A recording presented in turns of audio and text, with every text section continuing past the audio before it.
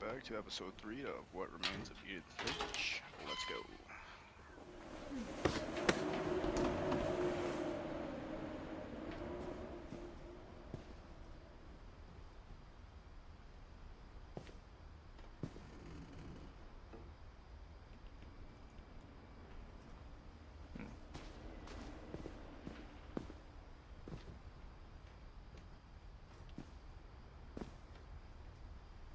I can't imagine my mom ever writing poetry, and yet...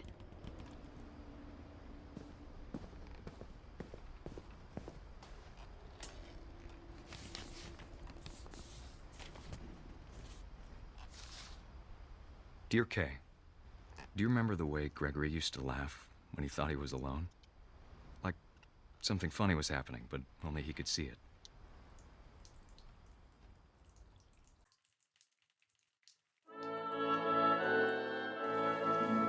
I think he saw things the rest of us don't.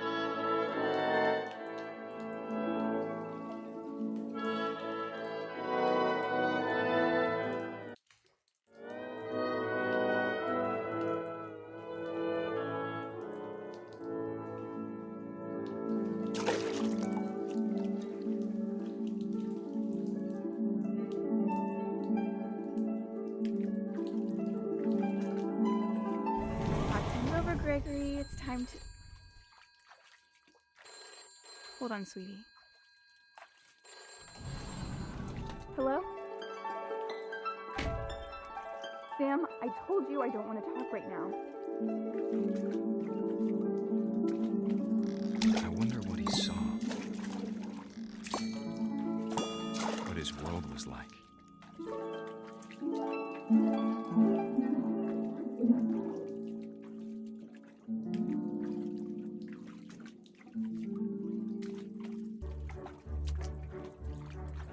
He reminded me so much of Calvin. Lost in his imagination. Whatever it was he saw.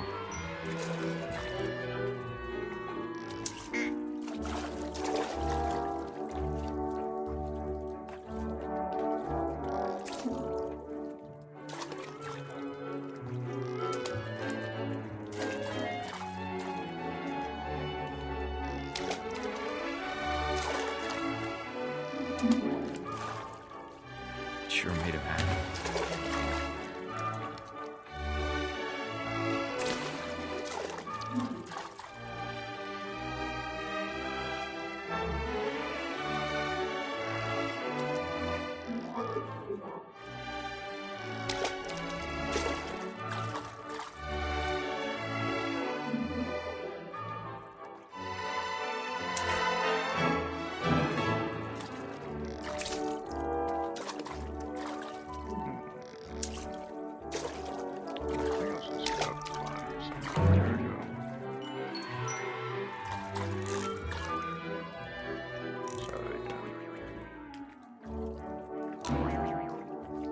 I know how silly it sounds.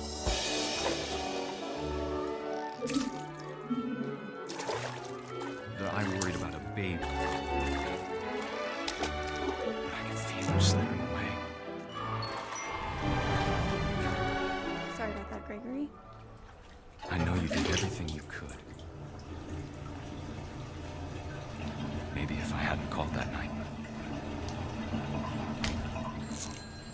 Damn it. I wish he could have told us I don't want to. about the world he saw.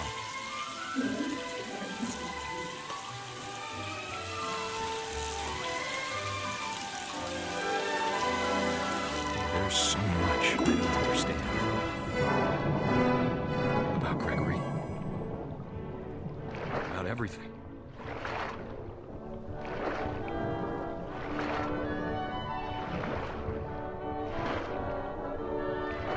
But I know what happened wasn't your fault.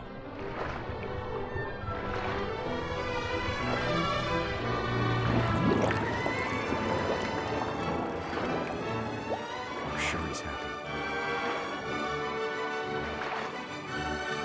And he'd want you to be happy too. Good luck, Kay. Love, Sam.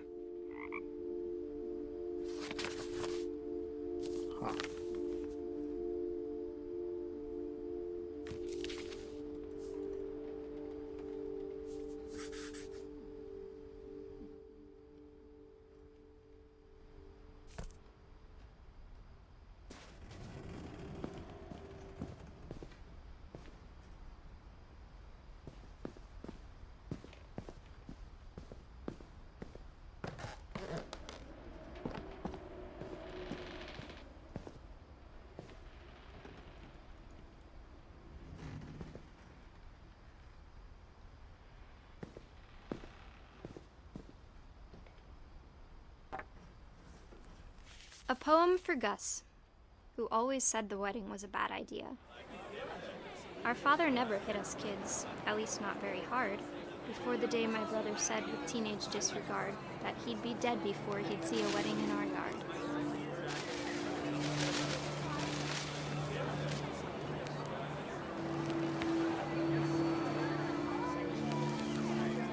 My father made him come, of course, but Gus stood far apart, just flew his kite and bottled up the storm inside his heart.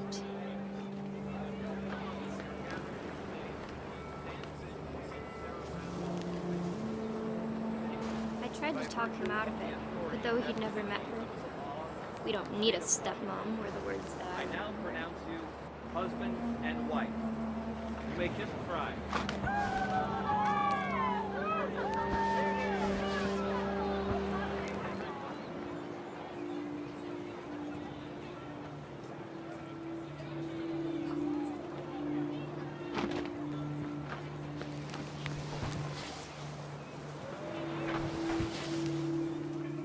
When the time for photos came, Dad ordered him to come here.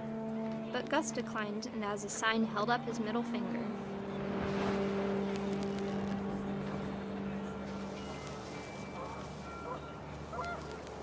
The wind picked up, and panicked geese appeared and quickly went. But all the humans did that day was go inside the tent.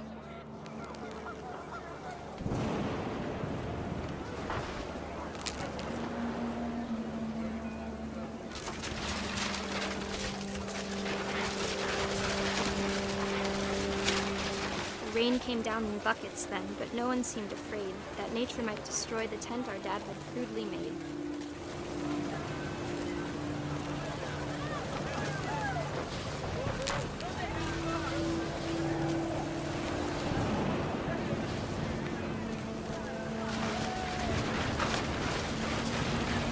The thunder sounded much too close and full of angry power. But all my father said to this was, "Make the music louder."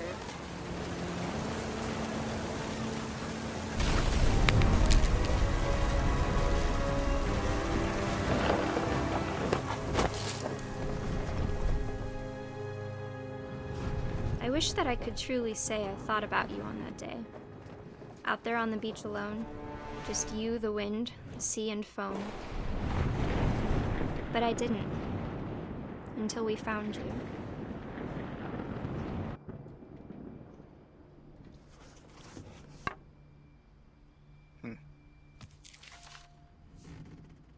She never talked about him, but Mom told me once if I was a boy, they were going to name me Gus.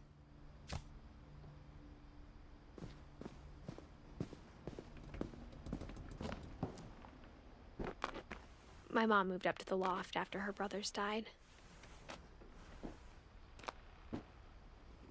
At the time, it was as far away as she could get.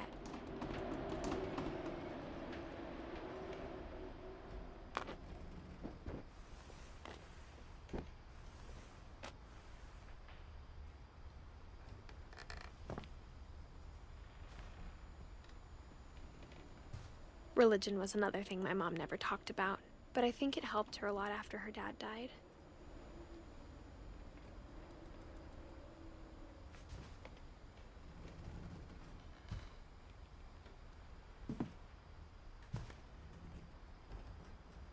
She spent a summer building houses in Calcutta, where she met my dad, Sanjay.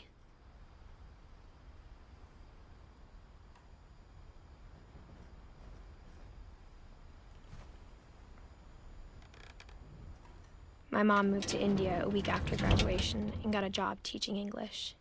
Louis was born a year later.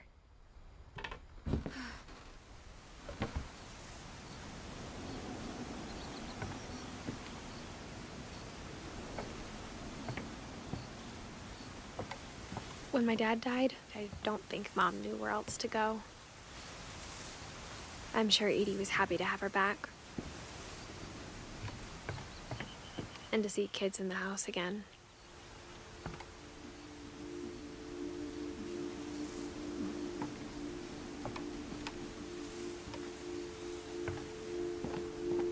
The house had to get a little bigger, but Edie was used to that.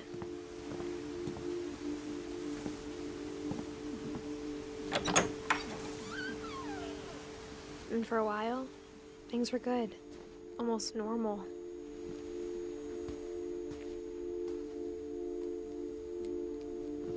But it didn't last.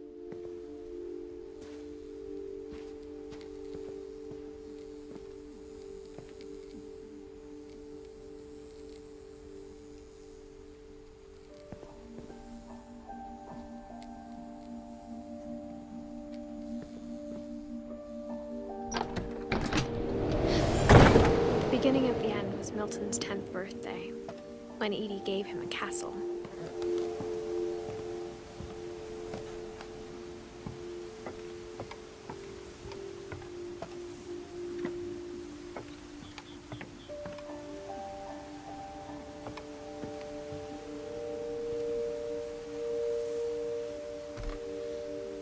After Milton disappeared, the only thing he left behind was a room full of paintings.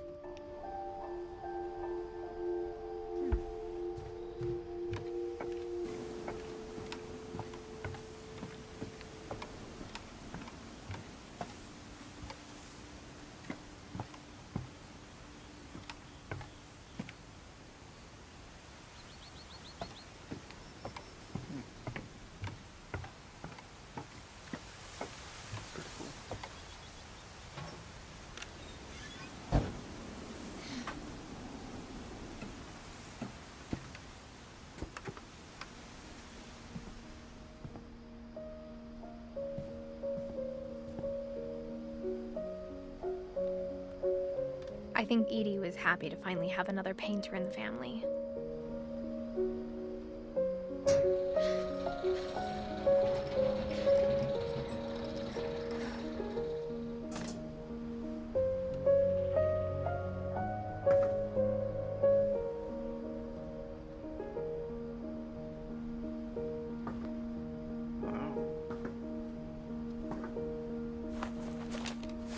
Milton Finch in The Magic Paintbrush.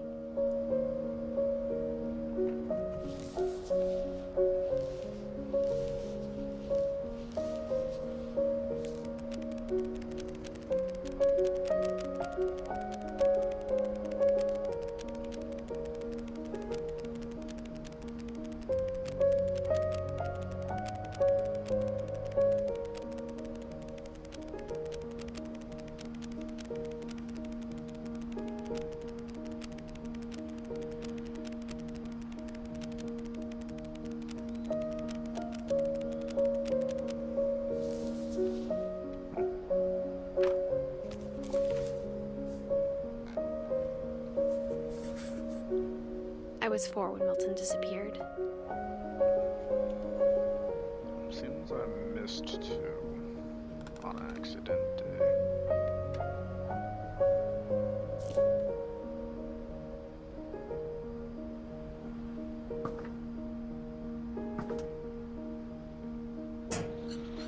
Mom spent months searching for my brother. Then she sealed the doors.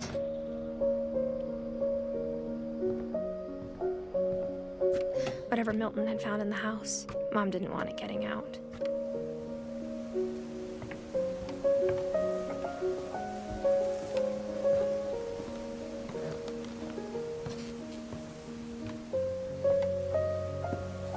Mom definitely blamed Edith. After he graduated, he just spent more and more time in his room. Until Mom got him a job at the cannery. Everyone always told me to stay out of Lewis's room. Except Lewis. Looks like a room Foley would enjoy.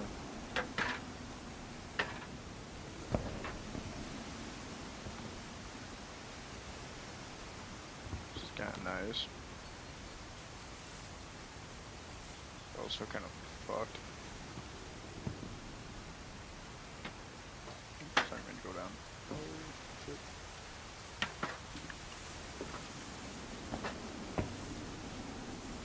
How do they get this up here is my question.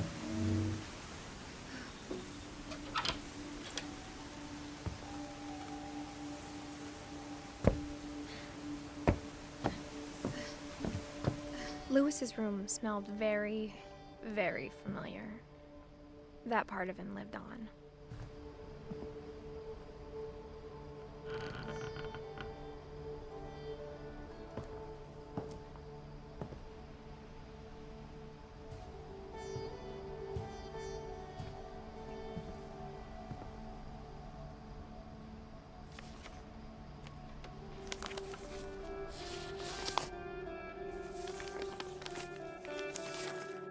Dear Mrs. Finch, as Lewis's psychiatrist, I can understand your desire for an explanation.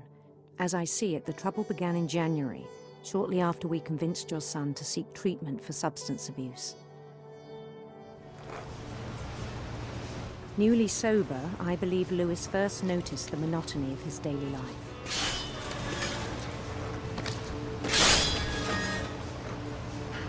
He kept working at the cannery. But he withdrew part of himself. In our sessions, I saw the same behavior. His mind began to wander.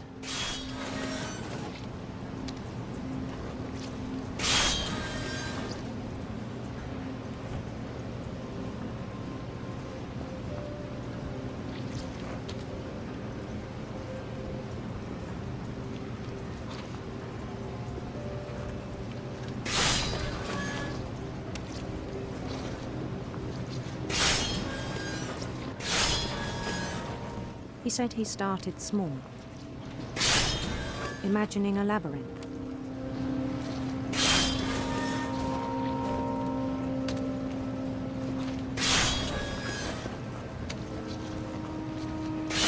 He'd feel his way about.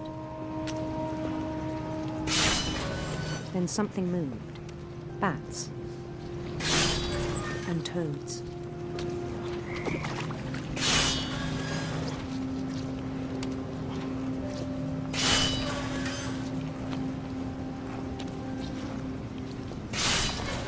And things that have not names. He knew it was all in his head. But he took it very seriously. I had hoped he'd find himself.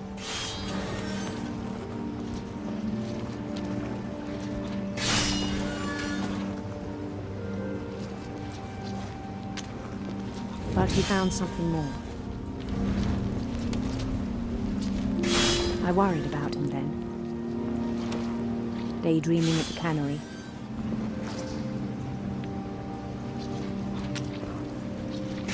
I spoke with his boss.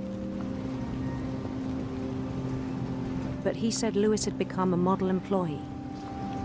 Methodical, tireless, focused. Like a whole new Lewis. So I let him go on.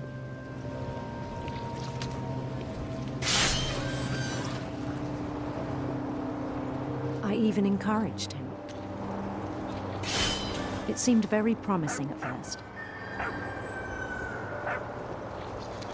He told me he'd made a new friend.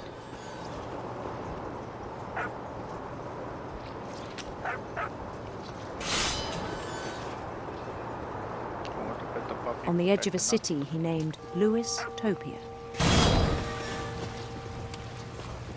He built the city up slowly, brick by brick. Then he made musicians.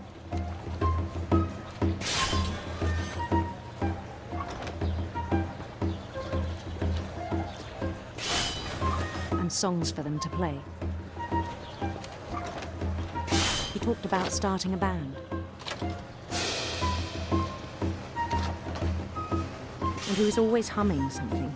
Every day his imagination grew stronger. He no longer spoke at the cannery. But his chopping was as reliable as ever. Then one day it struck him that all the cheering crowds, even the stones under his feet, were all in his imagination. So he could do whatever he wished.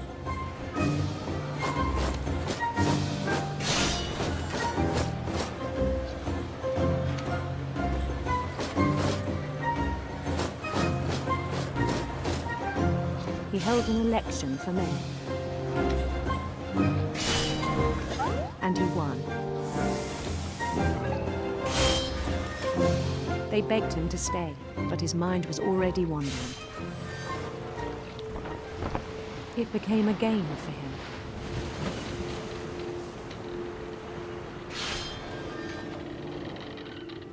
He'd conquer a city, then immediately push on.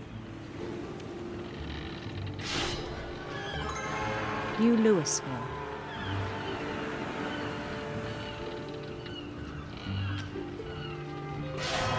St. Louis. He started drifting away from our reality.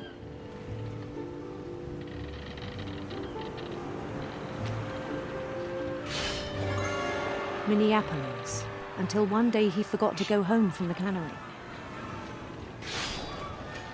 Even as his mother pleaded with him, part of Louis kept sailing on.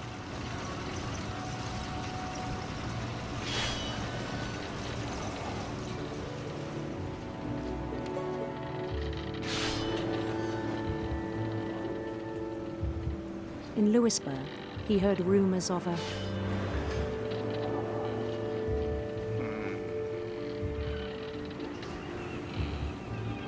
Okay, let's go this way. beautiful prince. Hell, look at that beard. Oh, that beard is luscious. Oh, we're in the Rainbow Sea, boys.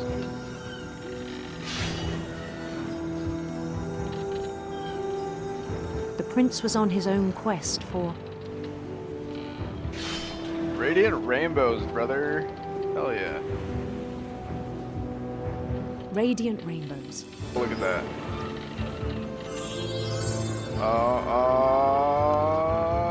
Am I gonna miss it? Am I gonna miss it?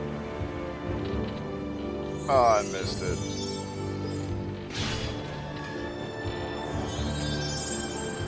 Pepperoni, He brother. followed the sound of his Electric. Oh yeah, we are definitely going this way. electric sitar. Oh hell yeah.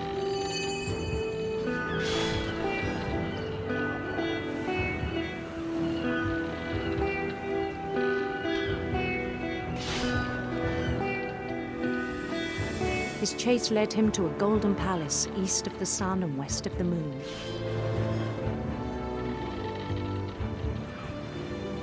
Even then, his logic remained sound.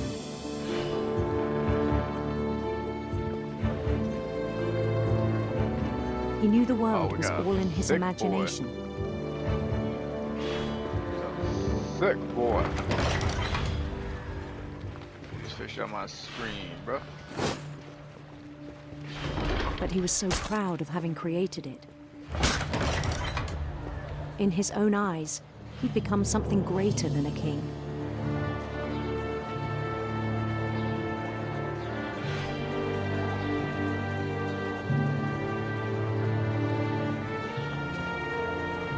For someone who'd never known success in the real world, I think it was overwhelming. And then it struck him that the real Louis was not the one chopping salmon, but the one climbing the steps of a golden palace.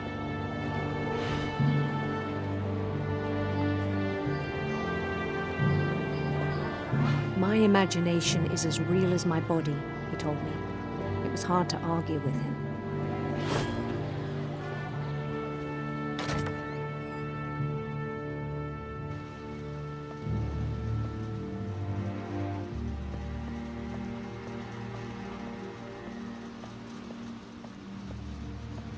He began to forget the world we know.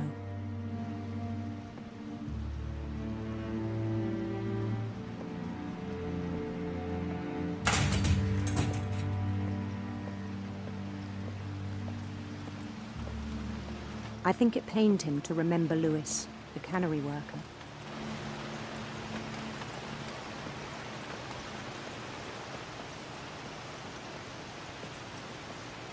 He began to despise the man with a royal contempt.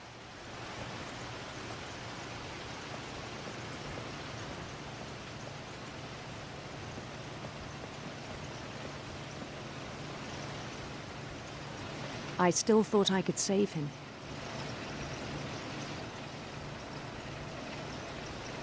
Even after he said he was being crowned king over all the lands of wonder.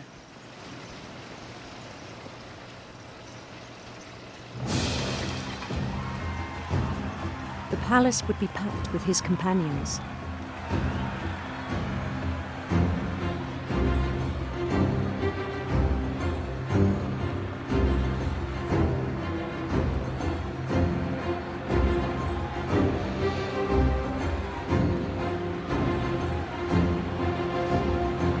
Including the wise Calico who'd insisted on advising him.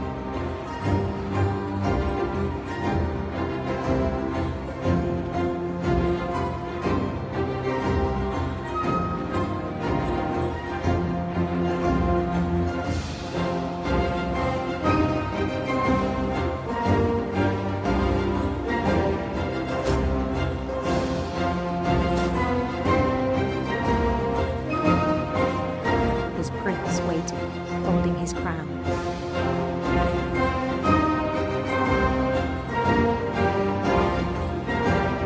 There was only one thing left to do.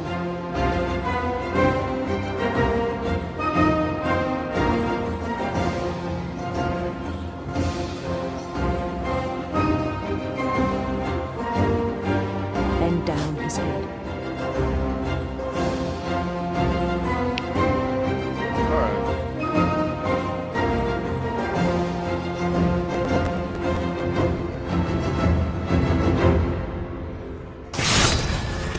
I think you know. Mrs. Finch, your son was a kind man who will be missed by all of us who knew him.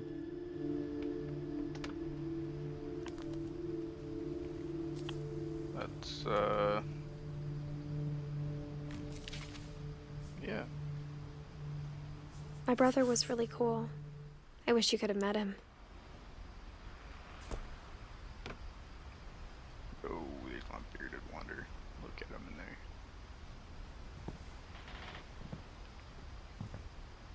Lewis and I spent a lot of time playing games together, but he was surprised. Butler, this is your room. I'm sorry, someone's in my throat. He was so proud of being Indian.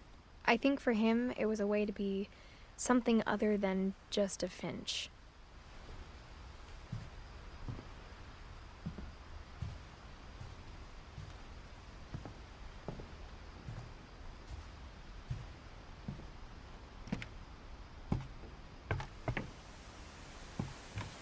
On the way back from Lewis's funeral, my mom told me to start packing. She waited until the day before we left to tell Edie. I'm not sure if she wanted to make it easier or harder.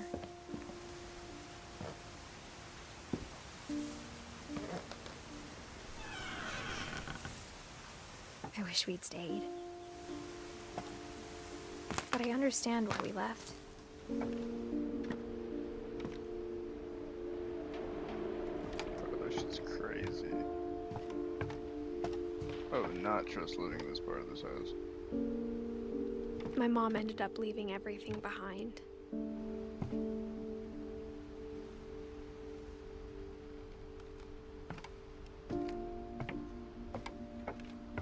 What happened that night had been coming for a long time.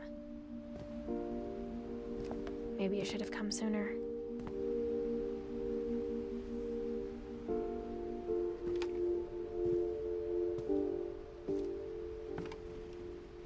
But it had to end one way or another. All that's left now is to tell you about that last night.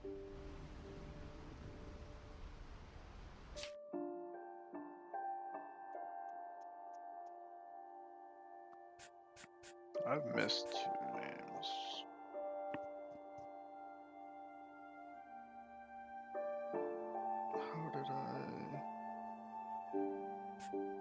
How did I miss this?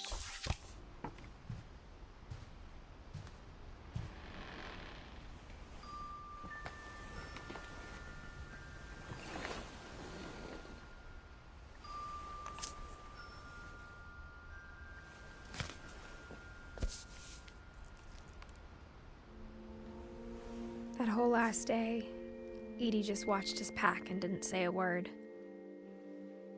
until supper when she raised her glass and said, To our final night together, and all our final nights apart. Grandma, you know what I said about alcohol. Some of your Hallway. Why don't you go open it? The grown-ups have to argue now. I'm sorry, you're right. We're all leaving tomorrow. Let's just enjoy our last... I'm not leaving. Edith, you're excused.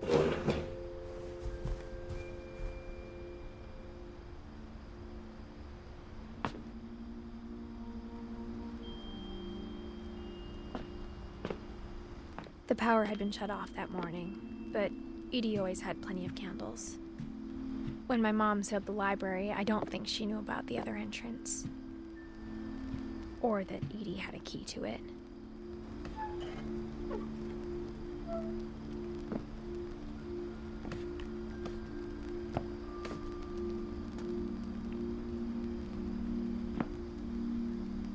That thing you're afraid of isn't going to end when you leave the house.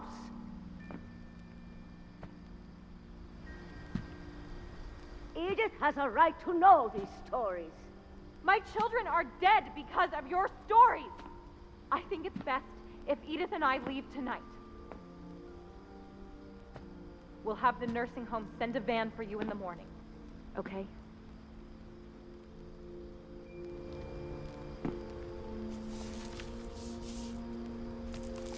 Dear Edith, there's so many stories I wish I could tell you, but there's only time for one. This is about what happened on the night you were born.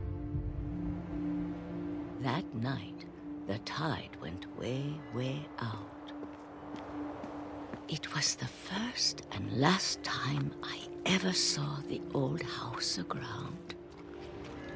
There'd been an earthquake out in the middle of the ocean. They called it the lowest tide in 1,000 years. God, it smelled awful. You know, I've seen that house every day of my life.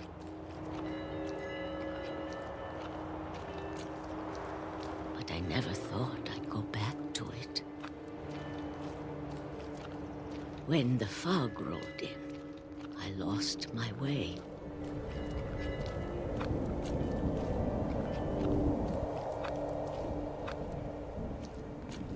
I got turned around.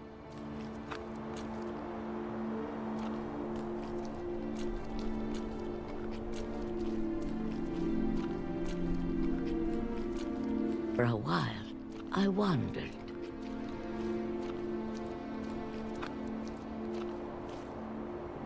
I started seeing things.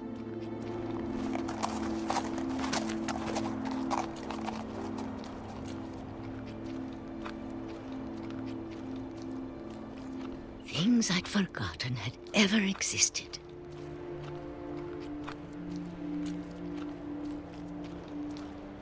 But when I saw them, they felt like old friends. That night, a lot of things came back to me. Or maybe I came back to them.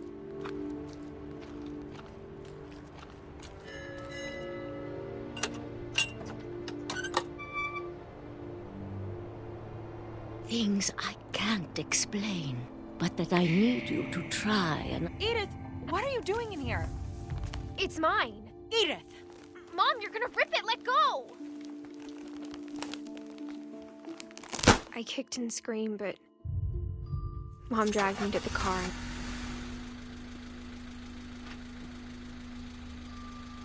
I never saw Great-Grandma Edie again. The next morning, the van came to pick her up, but she was already gone. After that, we moved around a lot.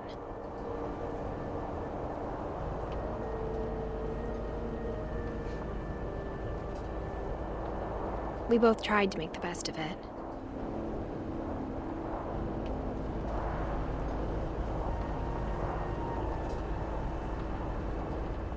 A few years went by.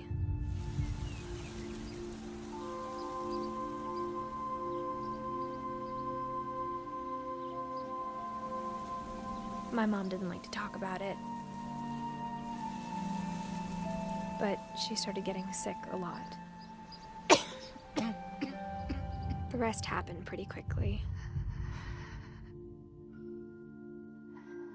She got better for a while, and then she didn't.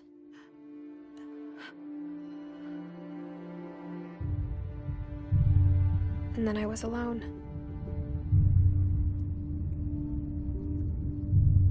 The last Finch left alive.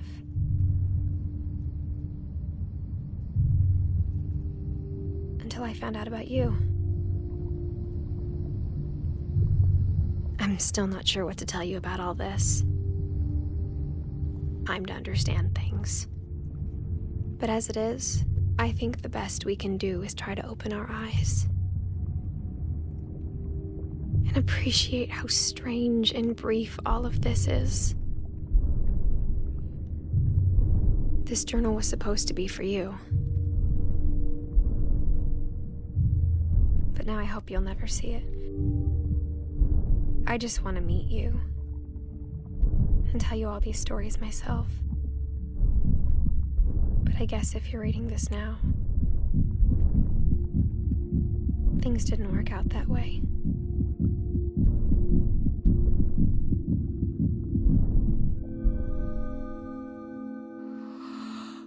This is where your story begins. I'm sorry I won't be there to see it. It's a lot to ask, but I don't want you to be sad that I'm gone. I want you to be amazed that any of us ever had a chance to be here at all. Good luck.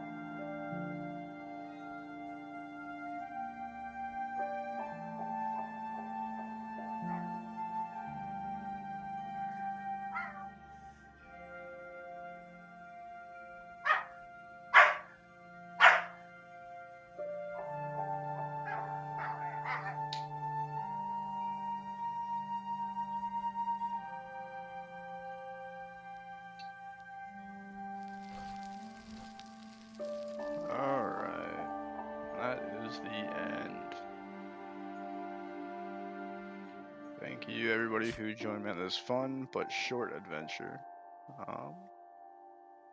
Yeah.